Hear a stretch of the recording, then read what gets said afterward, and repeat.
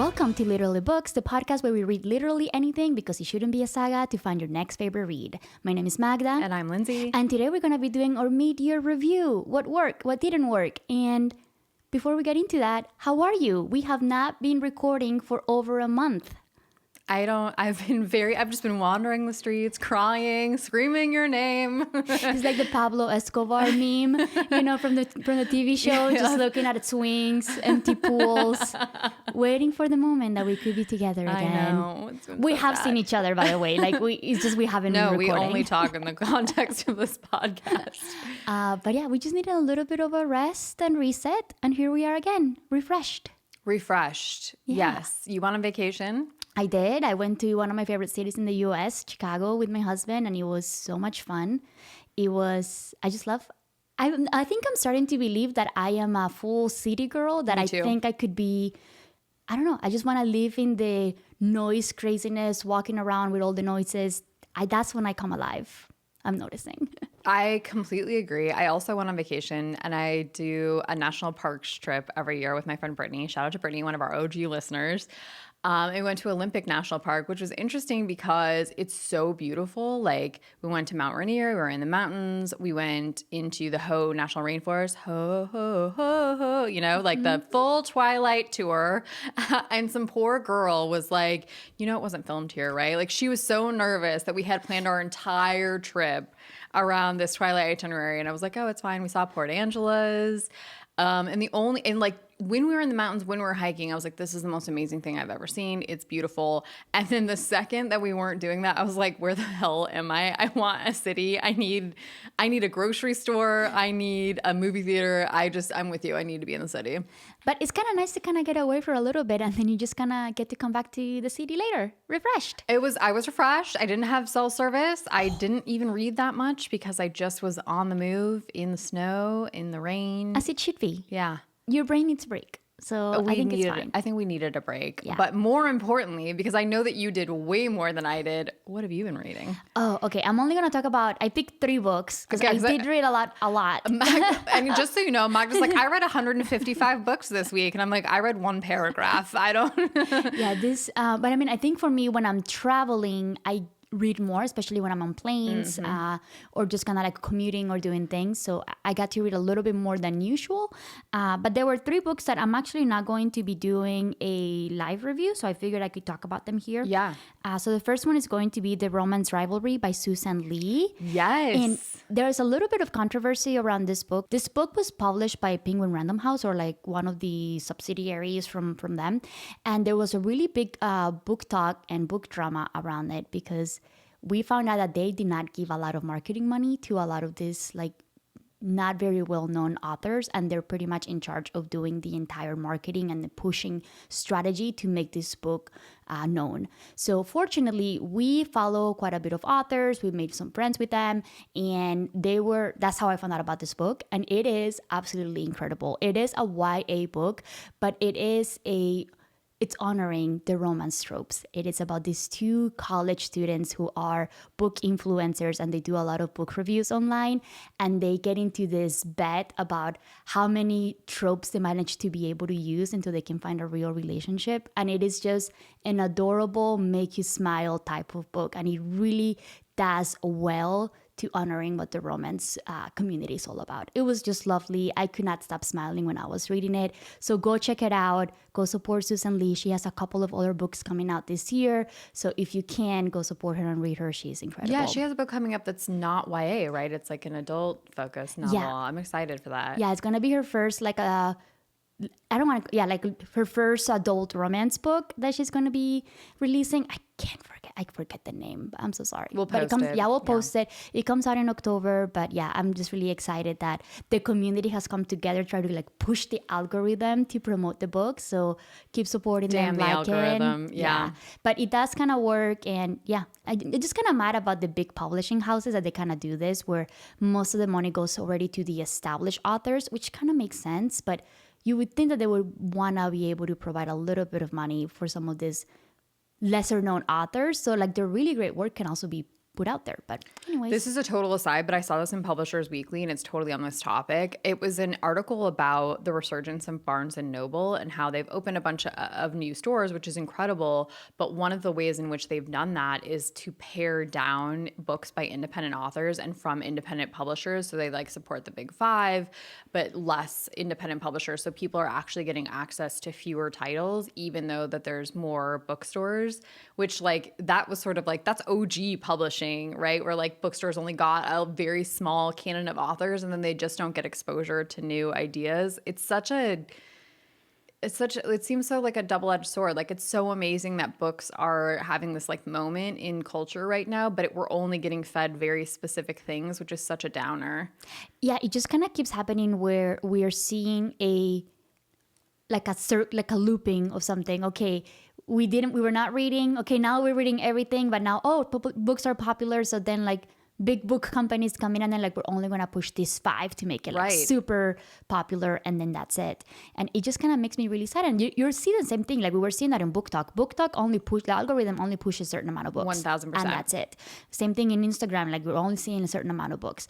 And if you don't talk about those books, if you post something, the algorithm just pushes it down, which is so sad because there's so many incredible stories by so many different type of authors out there that we're not getting to see or hear about them. And it just breaks my heart. And it's so funny too, because like people will say like, oh, I'm so annoyed by this trope in a fantasy novel, or like I've already seen this story. And it's like, right, because you went down the path of exploring books that have already been like pre-established along this path. So you move from Sarah J. Maas to Rebecca Yarros to Kelly Hart to whatever. And it's like you're feeding so much into this same vein. Those are all authors that are shades and tints of like they're all great writers in their own way, but like very similar. They're very similar, and they're popular because they're using a formula that is like a proven formula for success. And so it's like that's what you get, you know? Like it just makes it a lot harder for new authors or up and coming people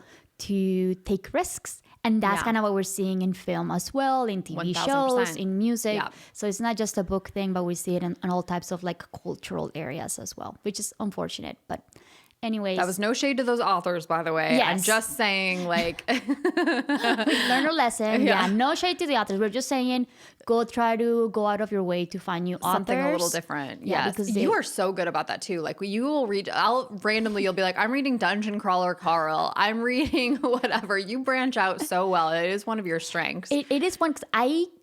This is just like a me thing. I get bored very easily. Same. Yeah. I need to be entertained, and for me the way that I do that, I have to read something. Exactly. Yeah. Variety is the taste of life, right? Like this is like how you have to live it. Yeah.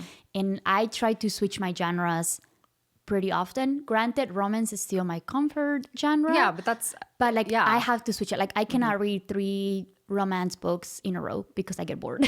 Yeah. So I have to switch it up. And speaking of like a different author, I just discovered one that it was the most weird type of literature that I have ever read in my life, and it is called Fluke by Christopher Moore. Have you ever heard of this author? I've seen the cover in Barnes & Noble, but I don't think I don't know anything about the author of the book. Yeah, I don't know much about the author, but from what I got this recommendation from like an obscure post from a 3-year-old Reddit post, and it is it was 3-year-olds, and like somebody was asking for books that are really weird that keep you guessing, like you don't know what's going on in the book, and this was the book that had the most likes. The people were like, oh yeah, you need to read that. So the book is called Fluke, and it's about a marine biologist that is studying the sound of whales and why they're doing that, and that it sounds like a really beautiful premise. Like you're studying whales, you're in the middle of the ocean, it's great. But you get thrown into a conspiracy world that has to deal with the government, aliens, interpecies mating, and people that get to live forever. And you have no idea how you ended up in that weird plan. Like it is the most bizarre book. I just wanted to keep reading because of how weird it is. But it's so well written. I absolutely love this book. And yeah. Again, go try to read other people that you don't read, because this is one of those stories that I just stumbled upon it on like a random subreddit, and it was incredible. It was weird. Okay. I think you will actually really love this book. Pique my it's interest. so weird. And every other chapter they just throw you like another curveball that you're just like, wait, what just happened? Like what? It's pretty fascinating, and it takes place in Hawaii. So hey, like how amazing is that? And then just one last one is a book. It's called All Superheroes Need PR by Elizabeth Stevens. This is a romance book that kind of introduces you a little bit into monster smut by the end of it, and it has to do with exactly the title says. It's about a superhero, a world where there's superheroes and they're divided between good and evil, and then there's this marketing company that is trying to kind of appeal to one of the superheroes that hasn't decided what side they're going to be fighting on, and it just kind of delves into this nicely romance, and you get to learn a little bit about conspiracy theories that are happening with the superhero world, that they're actually potentially maybe bad instead of good, and it's just it's a really fun story. It was really fun. Like a lighter version of The Boys is sort of. Yes. Oh my God. Yeah, that's actually a great, exactly like The Boys, but way lighter with a little bit of romance, but as bloody as The Boys. There's a lot of gore. Oh, okay. And interesting. It's fun. It's just a fun read. I think this is going to be a series because it does leave it a little bit open-ended into what's going to happen next. But so fun. Totally recommended. Addicting writing oh my gosh, I cannot believe I didn't connect that. It is The Boys, but way lighter, a little bit of romance. It will delve into a little bit of monster smut in the best way. What about you? Sorry, we just stuck for a whole bunch of time. I love it. Look, we haven't caught up in a long time, so deal with it. And they're here for the talking. Right? Yeah, so that's kind of the chatting. point. Okay, so a lot of these I've done reviews on, and one of them I'm going to do a review on tomorrow. Like I said, I just have been trying to like find some relaxation, and so I took a little break from reading. Now I'm like voracious for it again. So I just finished. This is so random, actually. I got this. I'm doing a lot of skip the lines in Libby. That's typically when I'm like a little bit aimless. Lucky. I don't know what to do. And so I read Love on the Brain by Ali Hazelwood, which is her first book, right? I don't know if it's early in the series. It's early. Maybe? It's early, yeah. I loved it.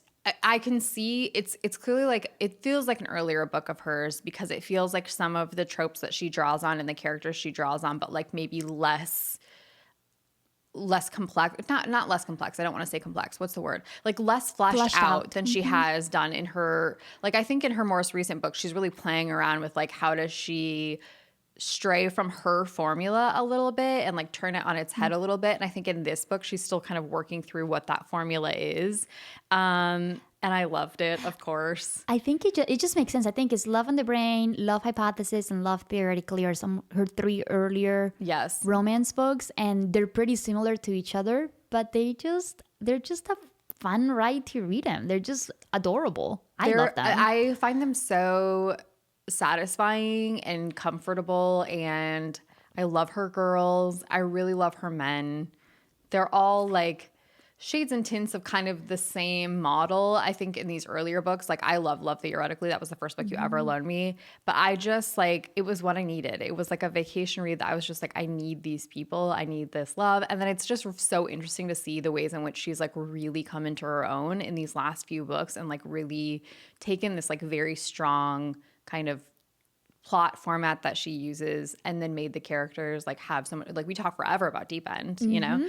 She's taking a lot more risks now, which I love it. Whether or not some people enjoy them or not, I love that she had a very successful formula earlier on and she's not fully sticking to it now. She's just now expanding the way that she's, creating new characters, which, I still haven't read a very problematic summer yet. And that's the one that deals with an age gap, which scares me because that's not something that I like. But I appreciate that she's kind of dipping her feet. She's pushing her stories and her characters a little bit. Now, I'm not saying like Love on the Brain is not good. I loved it. I read it in like 3 days. Like it was exactly what I needed in the moment. It's just so interesting to see the ways in which she's like interweaved, like you're saying, more risks in her characters as she's moved along in her writing. Anyway, I really loved it. And then I'm on a real Leigh Bardugo kind of kick right now. And so I read The Ninth House. I can't remember if we talked about this on an episode or not, but the episode, I don't It think. is a horror book about this person who can see ghosts, and she sort of monitors these secret societies at Yale as they do these like magical rites that are really dangerous, and they're done by idiot rich college kids. And so she sort of keeps them in line,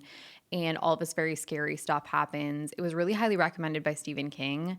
I really enjoyed it. It's very dark, very gory. There's a lot of trigger warnings with it, but I really enjoy her writing. I just think she's just a great writer.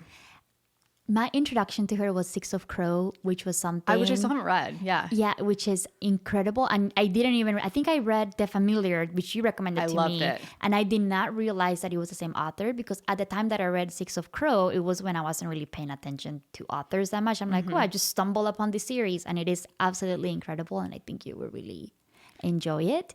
Also, side note, she's going to be in San Antonio in October, so maybe we should do a road trip and see her. Oh my gosh. She just has like there's something about her personality. She has like a darkness in her that I really am called to. I don't know. But she's also one of those that I think, granted, I've only read one series and then The Familiar. And from what you mentioned, she's also one of those that she writes very different stories. 1000%. Kind of reminds me of like R.F. Kuang, where you don't know what you're gonna get into once you start reading her, and I kind of love that. Kind of keeps you guessing. I mean, we're gonna talk about this in the episode, but I'm so deep into both of their universes right now. And then the very last book that I read, and then we'll actually get to news, is a book that I'm gonna do a review of tomorrow called The Unwedding by Ali Condie. It is kind of like your standard mystery novel. A woman who's recently divorced celebrates her anniversary at this really expensive Big Sur resort. She's sort of licking her wounds after being left by her husband, and there's a wedding taking place there, and the groom she finds has been killed, and it's sort of the story of that. Yeah, if you're looking for a mystery, it might scratch that itch. It's a Reese's Book Club book. I personally was like, I'm going to give a full review. I was not in the headspace for it. There are 7,000 characters. And I was like, I don't know who anyone is in this book. I never know what's happening. The plot points get revealed really quickly. And I was just like, I didn't pick up on any of that. But it really works if you're just like, I'm just here for the ride. I don't Okay. I can't say I loved it, but it did what it was supposed to do. It's a little bit of a mystery of the wedding date book. What is it called? No, the wedding people by Alison Espach. Do you remember? I read this one earlier on. Yeah, that one sounds. It so starts good. out like a similar premise, a little bit, but a little bit more lighthearted. less death. Yeah. I don't know. I would say it's a very It was a mystery. Yeah. Okay. All right. Yeah. Anyway, that's what I've been reading. I can't wait to see your review about that one. Do you want to take a little bit of a break and then we'll be right back? We've done a full episode before we even got to the main content. All right, let's take a break. So now it's time to get into our mid-year review. We've been pretty busy in these past 6 months. We have released 30 episodes, brand new episodes so far this year, which yay us. Yeah, I know. 30 episodes. It's a lot July. of work. It's not even July, it's June. Yeah, we're recording this in June. The episode's going to be released in July, but we're recording this in June. So thank you everybody for joining us in this crazy journey. It's been so much fun. How many books have you read this past 6 months? You've read so much more than me, so I feel like I need to go first because you're about to embarrass me. I've read 39 books. That's really good, though. Most of them are fiction. Most of them, I read a lot of books that were more than 500 pages this year, and so that's thrown me a little bit. But also, I've just had a couple of reading slumps. But you know what? We don't judge the number. It doesn't matter. No. I hate that. And I think that's kind of why I don't even know if I want to say the numbers anymore moving forward, because I don't feel like it's fair to do that, because you have read some very long odysseys in this past 6 months. A lot of the R.F. Kuang books are quite complex, like Babel, and you just read that. And I mean, that takes a little bit of a while to do. And so, yeah, I don't feel like it's fair for us to do that. Thank you. But you are a faster reader than I am, for sure. I am an obsessive. We already talked about this. I become quite obsessive about things. So far, I've read exactly 50 books so far that I have finished. Most of my reads are going to be fiction. There are a couple, I think 2 or 3 short stories in there. We read Master of Me by Keke Palmer. We've read some. Yeah, we read some really light, easy reads. But most of the things that I like to read are just fiction books, a little bit of historical romance books, and just surprisingly, I did read a couple of literary books throughout my time here, which, excuse me, who is this She's person? very smart, y'all. Don't let her.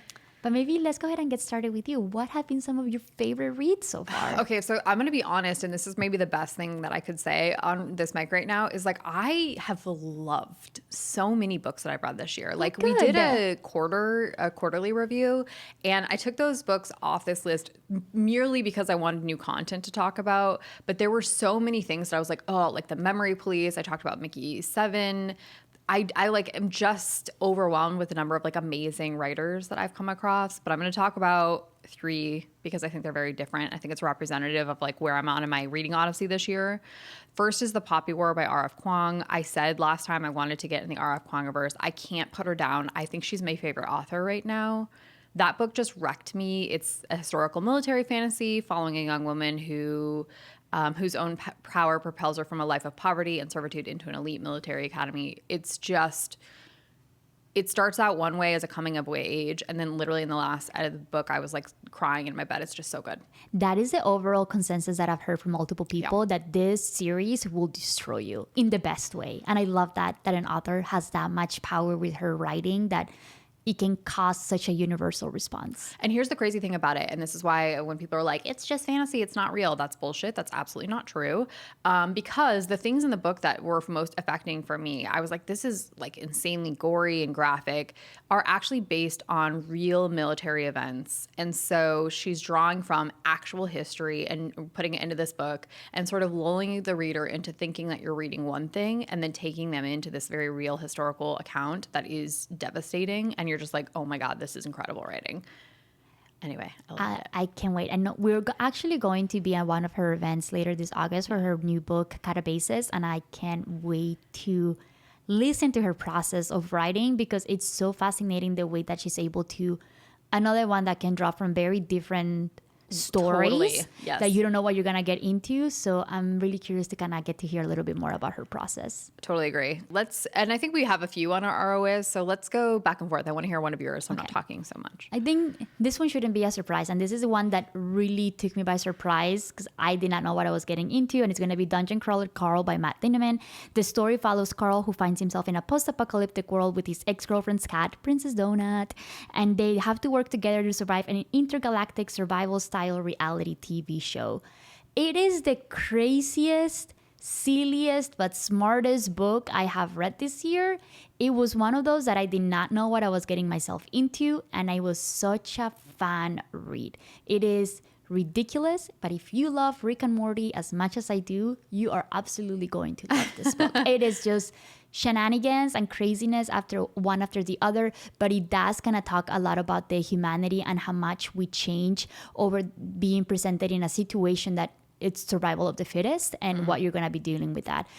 There are going to be some aliens and different species in here, but it's just kind of part of the fun, a little bit of a fantasy world. But I think to your point, it does grab from like or human actions of how we would react in a lot of these situations, which is kind of fascinating. And I think it kind of helps of how ridiculous some of the situations that they're thrown into, that it kind of brings it down a little bit into silliness, but still kind of a serious topic. That's the best kind. That's my favorite kind of art, where you're just like, oh, this is so funny, this is so silly, and then you're like, uh-oh, it's now hitting into the heart of something really human. Exactly. I love that. Yeah, it was so fun. And I do have the second book queued up, so I'm hoping to be able to read that one in the next month. I'm trying to enjoy them because there are 6-7 books and the guy does take a little bit to release each of the books. So I'm out here to savor them because it has been such a fun ride. Okay, I'm going to get on this ride with you, I think. Okay, my next one is Song of Achilles. I could talk about this book forever. This is by Madeline Miller. It's a retelling of a Trojan War told from the perspective of Patroclus, who was Achilles' longtime companion. And in this story, he is explicitly his lover. And it's about Patroclus watching the person that he loves most in the world sort of come into his own as this like war hero who he knows is eventually going to die, and him dealing with like the grief of that and also finding his own identity. It was such a beautiful love story. It broke my heart. It was so well done, and it made me like really care about the Trojan War again, I guess, from this like very new perspective. So I loved it. I can't wait to read this. And I know that we're going to potentially be reading a lot of these retellings like this one, Circe, Clytemnestra, Yeah. just because we're gonna try to get ready for the Odyssey, the movie. 'Cause I Christopher don't know if we Nolan want to yes. put ourselves through reading the Iliad and the Odyssey. So No, thank you. I've already done that. I'm all good. so I think if we can do the retellings, that's going to be a much more satisfying read for Agreed. sure. This one, I don't think it should be a surprise. I think I read about this book for like a full 10-minute speech in one of the episodes, and it's going to be Letter to My Daughter by Maya Angelou. This is my very first book of hers that I read, and it is supposed to be a light memoir where is talking to all of her daughters everywhere in the world. If you guys don't know, she never had any daughters, she had a son. But the way that she speaks to the reader about her life experiences and the learnings that she has gone through in her life, it is just so beautiful. I got chills every single other page. She just talks about her heroes, how we can kind of do better, the things that we can continue to learn and be courageous as we're going through life. And then she kind of throws in like different living experiences as she's meeting and going through her life. She's had a really crazy life. Like she got pregnant really, really young, and then she had a lot of support from her family, but she managed to be super successful at her craft. And just the wisdom, the level of wisdom that she drops in here, and how well like she talks to you, the reader, it is quite beautiful. And how accepting she is of everybody, no matter who you are or where you come from. It was just beautiful. This is one of the short stories, I want to say. It's only like about 150 pages, but I think it's going to be one of my favorite books this year. If not one of the most impactful that I've read in my life. I love her, and it triggered me to go buy a whole bunch of her books as well, because like I am obsessed with her writing. I love that you're like really, because I think that she is so often like one of those people that you see on like internet quotes or like people, like she's sort of so high up on this pedestal that you forget that she like makes this incredible, like the work that went into like getting her on that pedestal of being this like great thinker and this like voice of our time, I think. And I love that you're like, I think we forget to go back and like engage with the actual material that she's created in like a real way. And so it's a good reminder. Yeah, like, and it was kind of scary because to your point, she's such a person that like, people adore, and they just keep quoting her. And I'm like, oh, it might be like overhyped, but it's not. Like, she is incredible. And what I love about her, like one of the things that I hate the most is like pretentious people just kind of try and throw in like big words out there just for the sake of it. She does not do that. But just because she's speaking in a manner that is very direct to the audience, it doesn't lose the emotion and the passion that she's trying to convey. Cool. And it is beautiful. It is wonderful. And I wish I'd had that level of talent that you can just kind of get through every single reader, no matter who you are. It was just beautiful. I'm obsessed. Nothing. I have nothing else to say. Okay, well, that's a really tough person. Yeah, who did you read outside of Maya Angelou? But you know what? We soldier on because it's the truth of it. Okay, so the last book that I'm going to talk about, and this is really, I'm realizing like we've really run the gamut here, is This Could Be Us by Kennedy Ryan. Kennedy Ryan has quickly become one of my favorite romance authors. We went and saw her speak here, an event that was hosted by Black Pearl Books here in Austin, and she is just charming as hell. She is stunning. She is so thoughtful about the way that she approaches her audience. Like, we were in kind of a satellite room and she came to visit us, even though we hadn't like paid for the more expensive ticket because they were sold out. She saw us first. But she came in because she was like, you came here to see me and I want to engage with my audience. And I just thought that was like so thoughtful. And anyway, this book, I've talked about it before. Like, it shows a parent of two autistic children, and that's really close to my heart. I think she does an incredibly researched job of showing that. This book follows Soledad Barnes, whose life is turned inside out when her husband is jailed for fraud after embezzling funds from his company.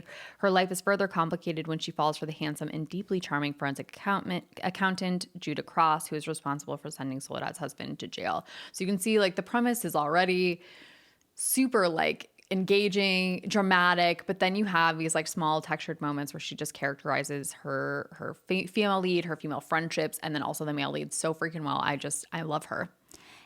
She brings a level of complexity to her characters that I think I'm going to love. And we are going to be covering her books here in a future episode, which I'm so excited to chat about because it's going to be a love letter to Kennedy Ryan. This is the thing that I think is the mark of a good writer, which is she has such a varied cast of characters that are obviously like she's not drawing from personal experience from, and she researches so well that you would never know that this is not exactly who she is as a person. Like the way that she researches, the depth that she goes into that research really makes her characters feel like, holy crap, these are so three-dimensional. I know these people. It's incredible. And that's probably why we find her to be so likable when we got to see her in person, because she is an empath. She's an empath. Yeah, 1000%. Everyone says that, but yeah. But she truly is. Like, she is an automatic person that we can just like be attracted to her. Like, she's like a magnet, and she just kind of like manages to bring in the audience and fully understand what the other person is going through. And that is a characteristic that you mentioned people think that they are, but it's very hard to truly see it in action in real life. I don't think as many people are empaths as they think they are. Yeah, agreed. Okay, what's your last highest ROI? Because we've talked a lot about our God, yes. I think I had to talk about this one, which is The Nightingale by Kristen Hanna. This book, I was sobbing by the end of it. She does a lot of historical I don't want to call it, they're not historical romance, but she does like a lot of historical fiction books. Mm-hmm. And this is one that it's quite lovely. The story follows two sisters who live in France during World War II. And we get to see them experience how people coped during the time of war and the things we're willing to do to survive and help those who need it the most, and the injustices that war brings.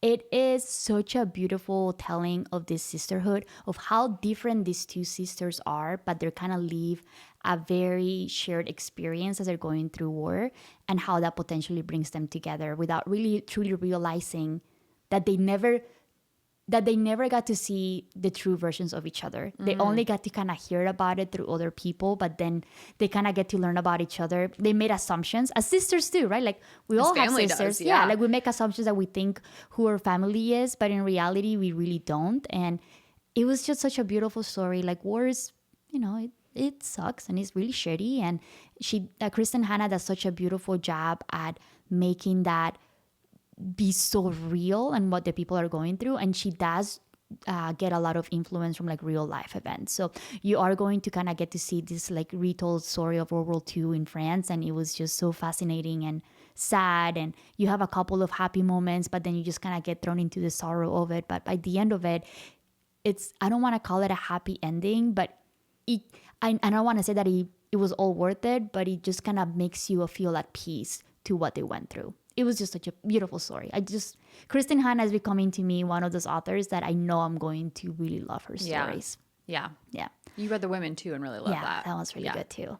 So I think I might do like The Four Winds next, which is another one of hers that's also really highly rated. So I just really love her. I just know that if I'm going to go read one of her books, I'm going to be emotionally destroyed, which takes a lot of my energy out. I mean, that makes sense. Yeah.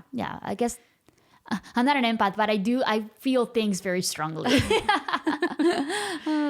All right. You want to move on to the books that maybe could have done a little bit better? I mean, yeah, it's even hard to talk about this because like I am looking through my list of books, and you have more books on your list that were on your highest ROA. Like, we didn't talk about Yellowface. We didn't talk about Legendborn. Like, it was really impossible to pick 3.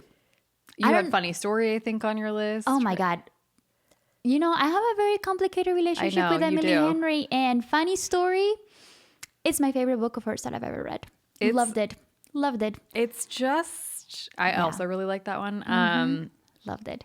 We're just blessed. That's what I'm saying. Like, we're in a real renaissance of books. I literally think like even the books that we chose, one, they're extremely varied. We have historical fiction, we have romance, we have nonfiction essay, we have sci-fi. I mean, it's crazy.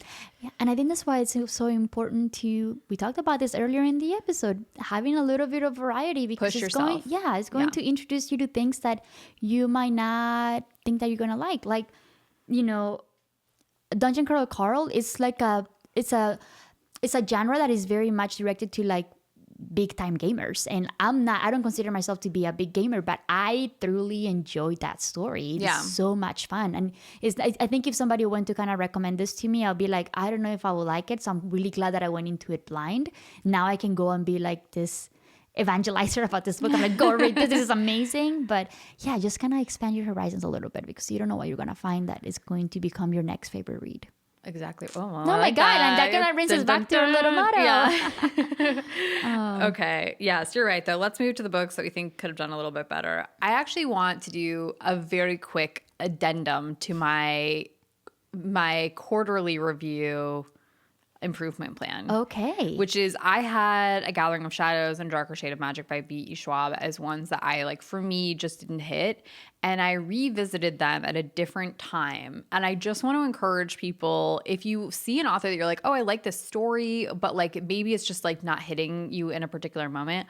I revisited both of those books and I finished them very quickly and I very much enjoyed them. So like just a sign that like this was on my improvement plan last quarter and I went back to it and now it's not. I love this. The improvement plan worked. And the improvement was on myself. Yeah. Well, and this is why I think mood reading is a real thing. Yeah. Like you have to be in the right headspace to get into the book and get into the mindset that is going to allow you to enjoy the story. 1000%. I'm not saying that it's going to happen 100% of the time, but a good chunk of them, you just kind of have to be okay that that's what you're going to be reading and it's going to give you a higher reward. Exactly right. Like I think not everything, I mean, again, we've talked about this before. It comes down to the difference between taste and craft. Like there is nothing wrong with V.E. Schwab's craft. She's a great writer. And so that's really why I was like, I'm not having problems with the writing. I'm not having problems with the structure. I'm not having problems with the way that she's written these characters. I love the stories. Like something is wrong here that I need to think about.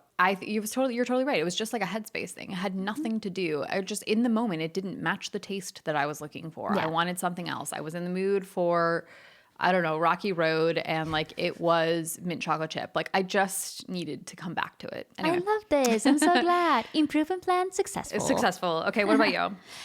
So for me, the one, I don't want to say that I hated it or anything. It was just not for me. Like I think it was a book that I didn't get too much out of it. And that's going to be Master of Me by Keke Palmer. We love Keke Palmer over here. She's a fantastic person, like an amazing actress. She has like an amazing podcast. She's just great and hilarious. And we picked up this book thinking that it was going to be more of a memoir, but it turned out to be more of a self-help book that didn't really dig too deep into anything. It just felt like a combination of a whole bunch of different self-help cliches that I just didn't really enjoy.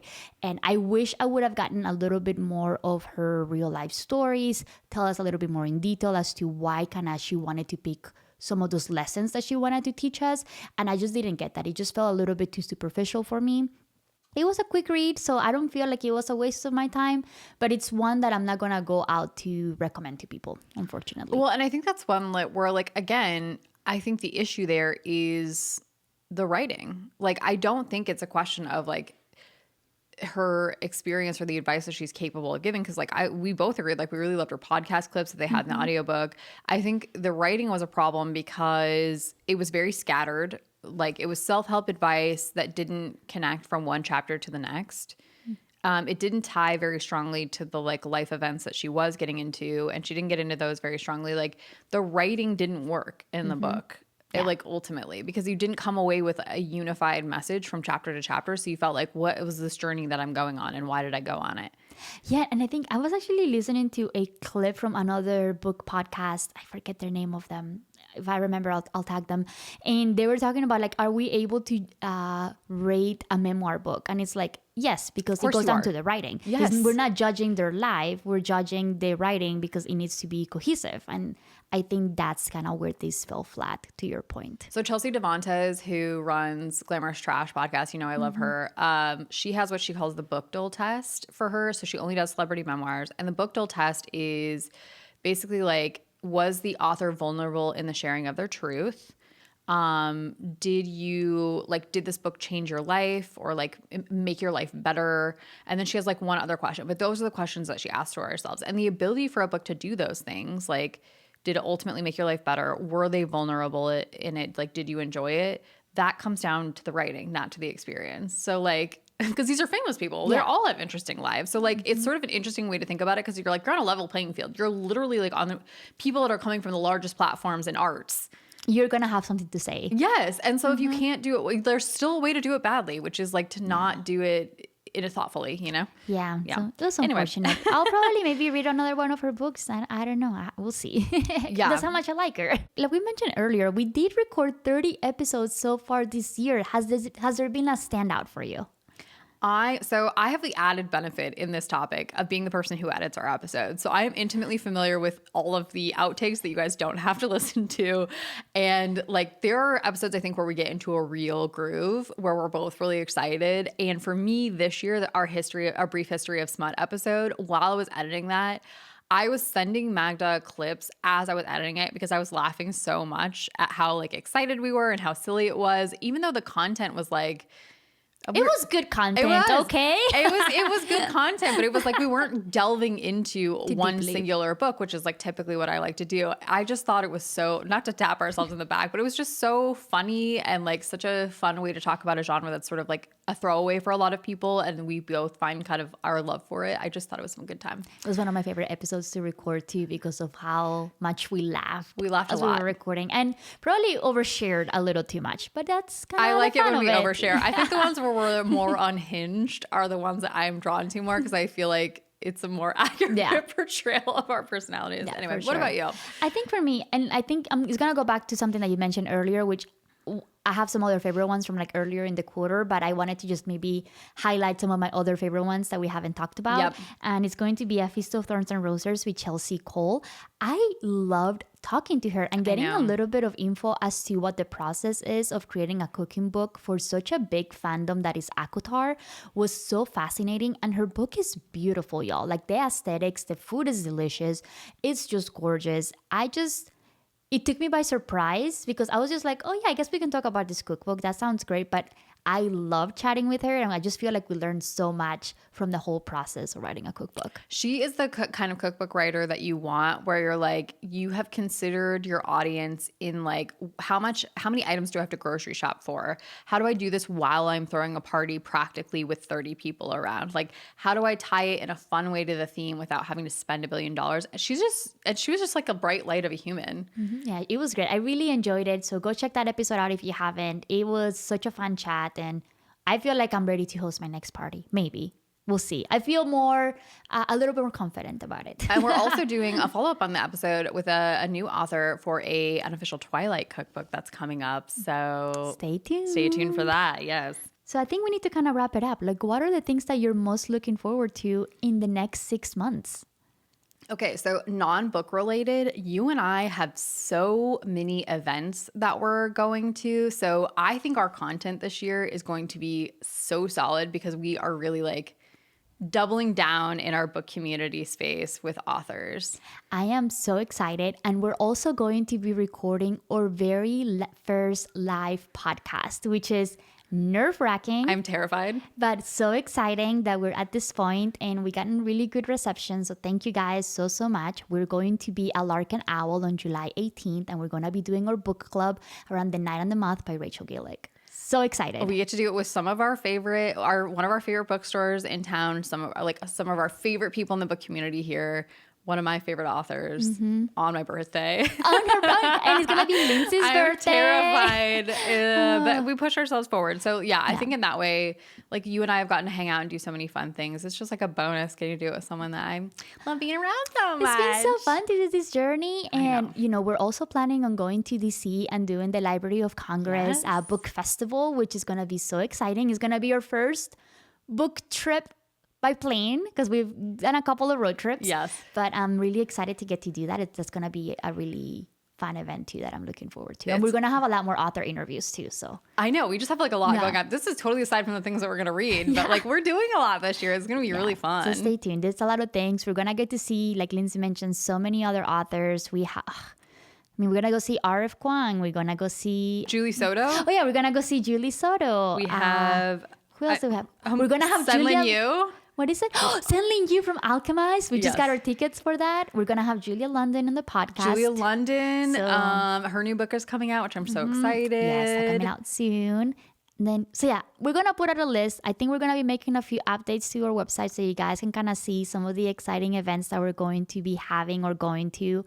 And we can kind of follow along. I'm so excited. It's going to be a good year. And each one of those events, like that means Calabasas. That means everything is Rose in Chains. Yes, Rose and Change. Alchemized. Everything's going to be fine. Like, yes, it's just So much. so much. So exciting. Yes. Okay, so it'll be good. It'll be good.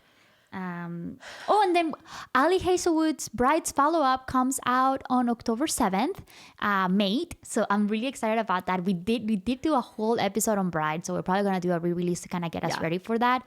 Really excited for it. Again, she's expanding herself, so I'm so excited. We just have so many, like, and Julia's doing like her more literary fiction instead of her historical romance. Like, I'm seeing all these authors put new work out into the universe. I love it. And we're gonna very exciting. Abigail Owens follow up to the Games God's Play. Gosh, yes. Is it the Things excited. God's Break? I The think Things that's God's the name of Break. it. Yes. Yeah, so I'm so excited about We're just that. like so blessed to like be around so many people that are just so freaking talented. So see, this is the type of thing that I want to make sure that the big bookstore chains are highlighting a lot of these authors and books. So yeah, we have like some really big authors here, but we're also going to be doing a lot of like what's considered maybe smaller, but like the stories are so incredible, and I want to make sure that we're able to highlight them and like get everybody to expand their horizons a little bit. Exactly. Yeah. Can't wait. So excited. Cheers to the next 6 months. Cheers the next 6 months. All right. Anything else you want to say or chat about? No. Well, thank you for listening to Literally Books, the podcast. Where we say what we read. And we mean what we say. Bye.